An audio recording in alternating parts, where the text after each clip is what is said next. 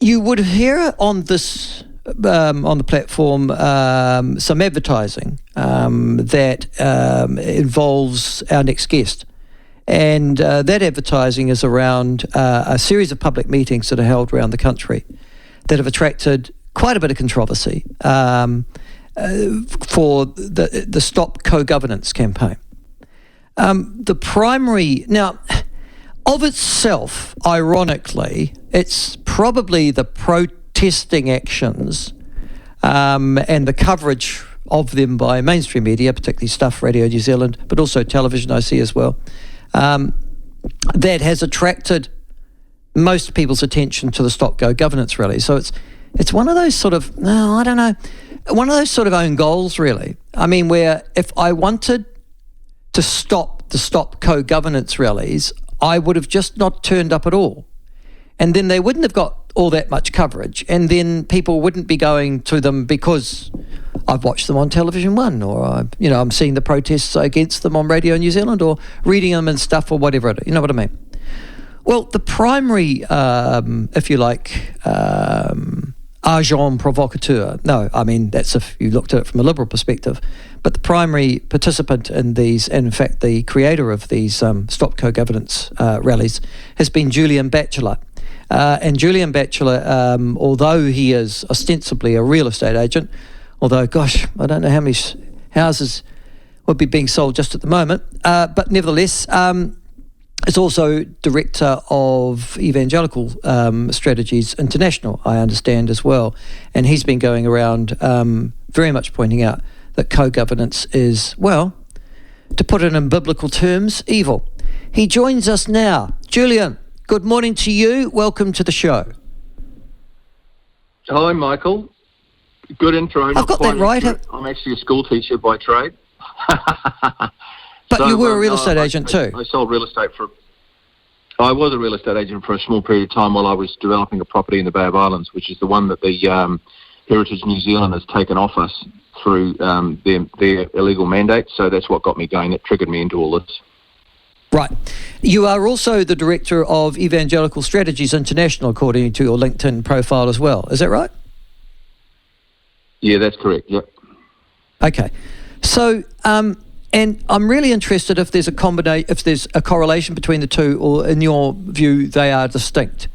That co-governance and your passion for evangelism, for Christian evangelism, or you've just some of the tactics that you use, the way in which you approach topics, the way in which you frame them from evangelism you've used for co-governance. Are they related at all?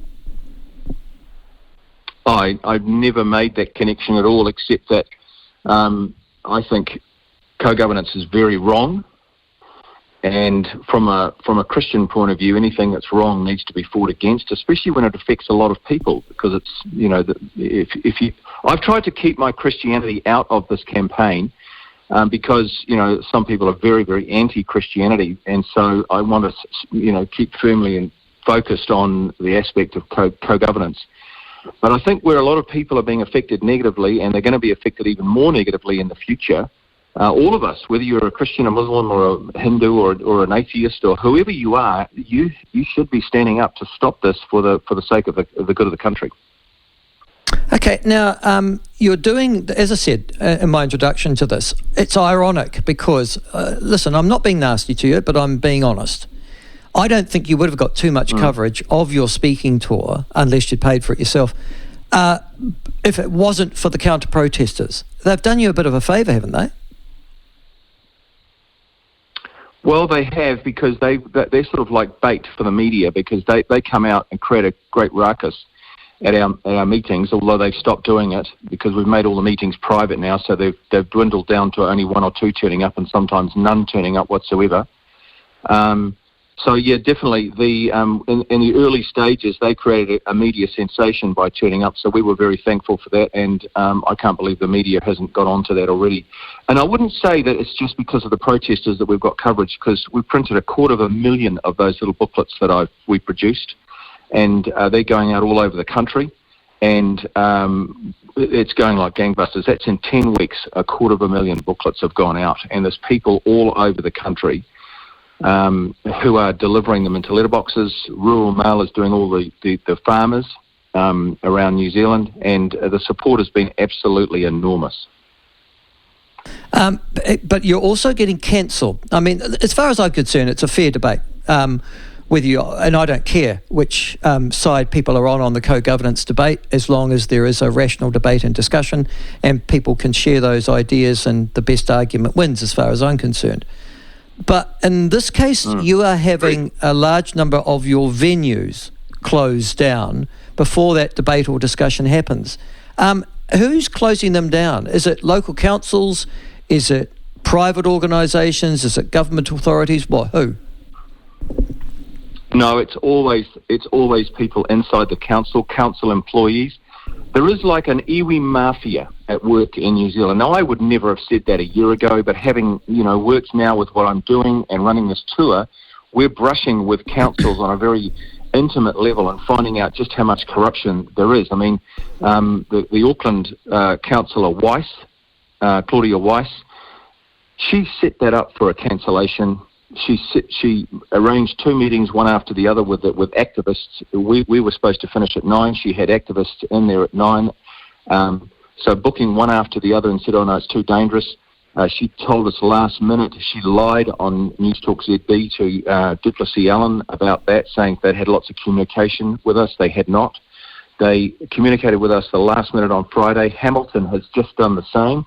There's a guy there called Gavin Iron, who's the CEO of the Waikato District Council. He did exactly the same thing. They have a little strategy that they all work together, cancel last minute, come up with ridiculous health and safety regulations, and then make it impossible to have the meeting. And so, Gavin Iron, for example, at Hamilton said, there could be the danger of guns and knives, and that's what he actually said, guns and knives and objects being thrown. Well, we've had 12 meetings now, and not one person's been injured, nothing's been thrown, no guns, no knives, and it's been fantastic. And if it wasn't for the protesters, we'd have absolutely safe, amazing meetings everywhere. So that's the irony. Yeah, that's the irony, isn't it? Yeah, so that's the irony that you're having the violence that is caused is not caused by you holding the meeting or by the people who are attending your meetings. It's caused by the people who are turning up who want to disrupt them and inhibit your freedom of speech. Yeah. Exactly. That's it. It's a double-edged sword. So they bring the media, but they also disrupt the meetings and the council and the media, particularly TV3, TV1. They and New Zealand Herald and stuff, they're all under the spell of the $55 million public interest journalism fund, and thankfully you're not, the platform. And so they are paid to paint a terrible picture of Stop Co-Governance and of me and put the public off coming. But we just had a meeting in Tauranga where it was standing room only. We're just getting such traction because these books are going out. People are becoming aware. There's an awakening going on about co-governance, and we're getting unbelievable traction. I'm just off to the South Island to do about 20 meetings down there, and the interest is huge. You talk about the iwi mafia, but can I suggest to you an alternative? And you talked about Dr. Claudia Weiss. Now, just for people who don't know who Claudia Weiss is, she's not a councillor. She is a bureaucrat who works for the Auckland City Council. I think she's the Director of Customer and Community Services, and she is in control of the bookings there. Is it really Maori or iwi, or is it in actual fact white liberals who are within, like, for example, local government, who've decided, because they're woke, that they won't entertain any anti-woke causes? Is the problem greater than that? That it's not the iwi, it's the white people like Claudia Weiss. Yeah, but white people, Michael, the woke people, like Mr. Irons wears a bone around his neck, and he's as woke as you get. He's top shelf woke, and they're all influenced by iwi. Who's Mr. White? Yeah. The guy with the bone around his neck is Mr. Irons, IONS. He's the but who's he? One of the top staff. He's the CEO of the Waikato District Council. Waikato District Council. Okay. Because I was talking about Claudia Weiss. Anyway, they just cancelled out our meeting in Hamilton. Right. Okay. So to answer your question about you're booking public. You're booking. Yeah, but I mean, I actually don't agree with your analysis. I don't think the iwi mafia really give a rat's about you, Julian, or your cause. They certainly have a different view. But Ngāti Kānunu, etc. But Michael, you're misinformed. Haven't you been reading the papers? No, I'm not. I'm better informed than you are on that. The head of the iwi in the Hawke's Bay coming down, out in the papers. Yeah, I know. I was just going to say. I said you didn't hear me. I said accepting Ngāti Kānunu, which I did. That's exactly what I said in my preparatory remarks. I'm suggesting that they can't unbook or book council venues, Julian. Only council staff can do that. They can. Yeah, but everybody's under an influence. The whole country is being influenced by Maori and by iwi, by elite Maori. The whole country. I'm not influenced. They're in everywhere. They're in local councils. They're in schools. They're in the legal fraternity. They're now trying to get into real estate, putting real estate agents through an iwi course. Councillors, when they first became councillors in the last elections, were put through cultural safety lessons with people wearing body cams. Did you know that? Yeah, but that's not iwi. That isn't iwi leaders doing that. That's iwi. That is white woke bureaucrats. Yes, that's because they were asked to do that by white bureaucrats. Michael. You misidentify the problem, Julian. Were running the course. Hang on a minute. Yes, but who pays for those courses? Were running the courses. The councils. And do you know how they intimidate the council members? They turn up at the council meetings and they have 20 or 30, 40 Maori turning up, aggressively looking at how people vote and intimidating them. Yeah, I don't know what planet you're living from, frankly, Julian, because that isn't. If you are elected as a councillor, you get people turning up all the time on any cause. From chopping down trees, you might get 30 or 40. From stopping a meeting somewhere to. I mean, it's just the nature of these sorts of things. If you're intimidated by 30 people sitting, then you really aren't doing your job as an elected councillor, are you? What happens if they get up and do a haka and start, creating a ruckus like they did in the Far North District Council? So what? Yeah, but sorry, Julian, are you thinking that all local government people are morons? What happens if Mr.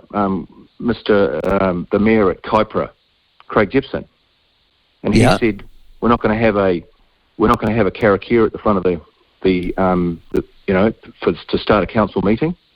Next minute there's hundreds of protesters outside the council. What do you call that? That's called influence and pressure from iwi. I don't call that iwi mafia. I call that protests from people. Call it whatever, but it's an influence. You asked me who was influencing councillors, woke councillors. There's your answer. Yeah, but what I'm trying to suggest to you is that someone who holds the line, and in actual fact, Mayor Gibson did. There are large numbers of councillors, elected councillors in New Zealand, who say no. They're not intimidated. What I'm suggesting to you is that they are trying to a large extent, and that is local government, particularly staff. That's how we started this conversation. They are woke. I'm suggesting to you they are your problem. They're not intimidated. They embrace the idea that you should have your freedom of speech taken away from you. They embrace that because they believe that anything contrary to their particular view, and it wouldn't matter if it was Maori or, COVID would be another one, Julian, or environmental or greenie concerns. What I'm suggesting to you is that you can't isolate... Yeah, carry on. Where do they get their ideas from, Michael? Because that's why they work in local government. From universities, from media. Their ideas from, Michael? But they don't get them from the iwi mafia. The media and the universities. Who is influencing the media and the universities? You've misidentified. You've misidentified this. The $55 million public interest journalism fund. Yeah, of course I have. And you've misidentified. You're misidentifying. You're misidentifying because it's white liberals who decided that this was a good cause and then brought those people in. It wasn't Maori intimidating. White liberals don't need to be intimidated. They're not intimidated. Woke people just embrace woke causes. That's why they're woke. And then they think, poor Maori. How do you explain Mayor Jepson? Oh, that's easy. Having hundreds of protesters turn up when he stops the Maori prayer. What's that? What do you call that? But I don't call that iwi mafia on council members. But it's a predominantly or largely Maori community. Yep. Okay. Yeah, but if you continue, yes. But the problem that does is it suggests. Well, I don't know. Let's explore that a bit further. What about average Maori in this country? Do you think that they are being advantaged or disadvantaged by these sorts of antics? Average Maori in New Zealand, there's some fantastic Maori in New Zealand, and most of them are, like 99% of Maori are wonderful. They're hardworking, they have good jobs, they pay taxes, they're doing well. We're talking about the iwi elite, a very small number of iwi at the top of the tree who are creaming it, and it's not trickling down to the rest of Maori around New Zealand. Okay. That's a different issue, though. So the Stop Co-Governance, what are you designed to do? Okay, let's go back. Let's just wheel it back. You're trying to Stop Co-Governance would suggest that you don't want to see co-governance in anything really, but particularly the Three Waters. That's fair enough. That's pretty mainstream. No. What everything. Else? Okay. What other areas would you see co-governance in apart from Three Waters at the moment? Separate health authorities, separate police, giving all dock land back to Maori, giving Northland back to all state-owned land back to Maori and Northland. But that's part of treaty settlements, yeah? In the education system, hang on, that's not treaty settlements. That's not a treaty settlement. It's aside from a treaty settlement. What about the introduction of a politically tilted history curriculum going into schools to brainwash all the children? Yeah, again, I don't think... Yeah, okay, I accept that. What about a separate health... But these are... Okay, what I'm just trying to suggest to you... Well, no, but what I guess I guess what I'm trying to do is say that the reason that all those things exist is because Maori were failing in the mainstream system. Now, that's their solution. I don't happen to agree with it either. But that's their solution, that Maori are failing in education, they're failing in the economy, they've at top of all the worst statistics and have been for as long as I've been in politics. The solution, some think, is to, in actual fact, let Maori look after Maori, and the vain hope, I think, that all statistics will improve. But what are you going to do to uplift or what? Is that your own view? It depends. Is the simple answer on that one. Is that your own view? What's your own view? No, it depends. But it's irrelevant what my view is. I'm interviewing you, and it's your view that's important. And all I'm asking at the moment is, you're giving all your view. how would you uplift Maori if you know that they are failing in almost every dimension of our economy and culture? I've written a 20-page report about that, and it has to do with the development of character. The problem with Maori getting the gold medal in the negative social indicators in everything is that throwing money at them and resources at them is not going to work. It never has worked. Look how much money's been given to Maori in the last 50 years, just billions of dollars, and have they got any better? No. The issue has to do with character, and it's not just Maori, it's every single culture. If a person does not have character, and by character I mean a cluster of attributes like integrity, the ability to work hard, the ability to push through problems, the ability to be self-disciplined, to be honest, to have integrity, to be able to plan, to be able to execute what you've planned, the ability to handle success and failure, the ability to be generous, the ability to have a sense of being altruistic, living for other people. Those are a cluster of characteristics which I believe a lot of Maori don't have and is causing them to fail. It's not just for Maori. Can I? Yeah, but can I just explore on this concept? So you're suggesting to me that Maori lack integrity, they lack self-worth, they lack honesty, they lack hard work principles, they lack altruism or looking after each other. In other words, as a race, as an ethnicity, they lack what you call character. You didn't hear what I said. Yes, I did. I said That's that just why I'm all reading it back to you. I said it applies to all cultures, that your success is directly correlational to your character. If you have great character... So are you now saying that all ethnicities in New Zealand... Character, no matter what... Hang on a minute. Hang on, you said you wanted my opinions, not yours, Michael. Just wait. Yep, go for your life. If you don't I'm have asking character, a question, though. If you don't... Thank you very much. Thank you. If you don't have character, you will not succeed. If you do, you will. That's a law of life. So the Chinese have got character. The Chinese Communist Party have got character, right? They've got fantastic character, but it's misdirected. They are succeeding. You can have good character and have it misdirected. Right. I think Adolf Hitler was a brilliant guy, but he was completely misdirected. He was wrong. So Adolf Hitler was a brilliant guy, except he was misdirected. But he had some character traits that were... He was completely misdirected. Right, but he had some character traits that were good. Ability. Obviously, he had some leadership qualities. Obviously, the guy did, but it was completely misdirected.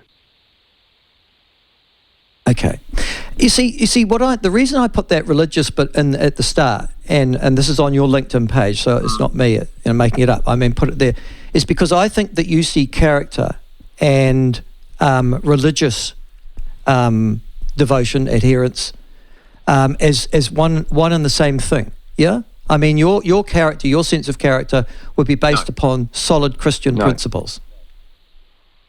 No. So you can be Christian. People who are not you Christian, can have character, not Christian. So you can have character, but not be a Christian. Yeah, exactly. Right. You got it. Well done. Don't need. You got it. Right. Well, but I did hear you say that most Maori lack character. You've just said that on the show this morning. Do you want to retract that? What I said was that to succeed in society, every culture, no matter who you are, every person needs to have character to succeed. And if Maori do not have character, they will not succeed. And I believe that is at the core of the issue for any culture which is struggling. And the stats show that Maori are struggling. And my own opinion, you asked me what my opinion was, I said it has to do with character. Now, I have offered Maori the opportunity for me to develop some character studies and some character development initiatives with Maori. They don't want to know about it. And, I say, you have to have character to succeed. That's just a law of life. Julian, thank you very much for joining us this morning. No, I understand. And people can... Now, your next meetings, where you're going down the South Island, so what's your next public meeting? The next meeting actually is in Hastings tonight, 7 o'clock, at the Good News Bible Chapel. And that's in Good News Bible Chapel in... 8 in Havelock North, 8B Stoddard Road. Sorry. It's the Good News Bible Chapel in Havelock North and Hastings. Havelock North. Okay. Goddard's Lane. Cool. Thank you very much, Julian. Best of luck with you, Thanks, and I hope Michael. you don't get closed out. Yeah, That was a good listen, discussion. I'm happy. Listen, I'm happy to argue with you, but I'm not happy for you to be frozen out of a conversation. That's the difference, I think.